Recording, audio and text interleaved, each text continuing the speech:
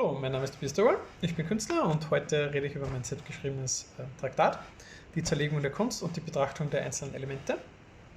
Für mich ist die Kunst ein Stellvertreter für etwas Reales, den aber die Aktivität und die Funktion eines realen Gegenstandes fehlt.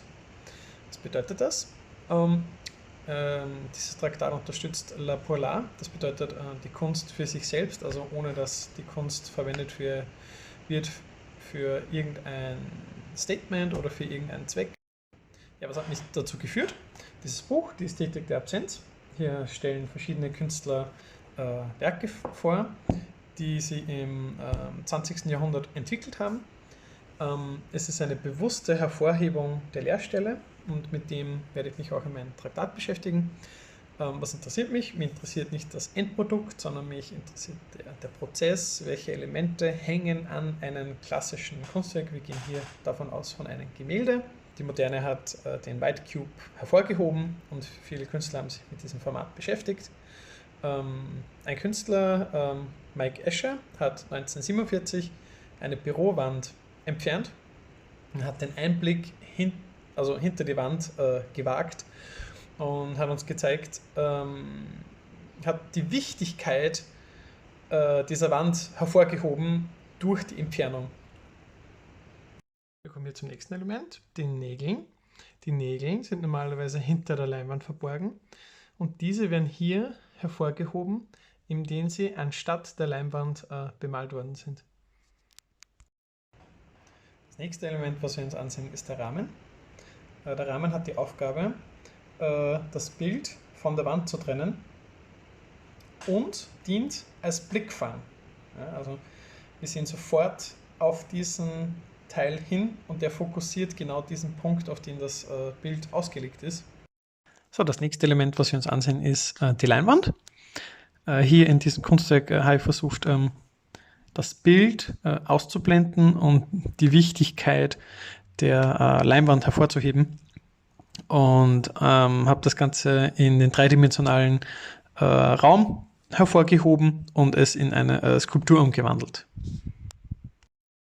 Ich zeige euch hier noch ein weiteres Beispiel der Leinwand bei meinem Kunstwerk Der Kunstdieb. Hier wurde die bemalte Leinwand ausgeschnitten und in den äußeren Bereich getragen. Das heißt, es verbindet den Innen- und Außenbereich des Bildes. Wir kommen hier zur Farbe, hier speziell zur Acrylfarbe. Das Detail geht normalerweise in Gemälden unter und hier ist das Detail hervorgehoben und auch bei allen anderen Gemälden ist die Farbe meistens getrocknet und man sieht nicht ich möchte den Prozess zeigen.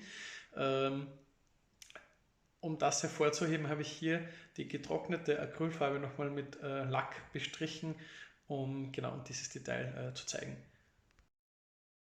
Ich zeige euch hier noch ein weiteres Beispiel, wie man die Farbe im Detail hervorheben kann. Hier habe ich Rauchkerzen verwendet und die Farbe ist nicht mehr flüssig auf der Leinwand gefangen. Sie bewegt sich hier frei durch den Raum und verändert sich immer wieder in der Komposition durch den Wind.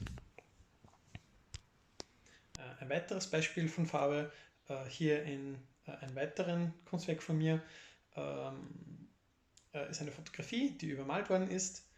Die übermalte Fotografie ist wieder fotografiert worden und den Prozess habe ich oft wiederholt, sodass sich die Imitation der Farbe in diesem Kunstwerk manifestiert hat und es ist sehr schwer zu sehen, was ist die letzte Farbschicht oder was sind die verschiedenen Farbschichten, weil diese im Prozess untergehen und hier ist es ein Wechselspiel von Auftauchen und Verschwinden von Farbe. Wir kommen hier zum letzten Teil der Komposition. Viele Künstler und Theoretiker haben über die Komposition geschrieben. Ein wichtiges Buch, was ich hier hervorheben möchte, ist das Buch von Kandinsky. In dem schreibt er aus dem Punkt über die kleinste Einheit der Komposition und er schreibt Folgendes. Dass er vom praktisch Zweckmäßigen befreit wurde, wo er als ein selbstständiges Wesen zu leben anfängt und wo seine Unterordnung sich zu einer innerlich Zweckmäßigen verwandelt.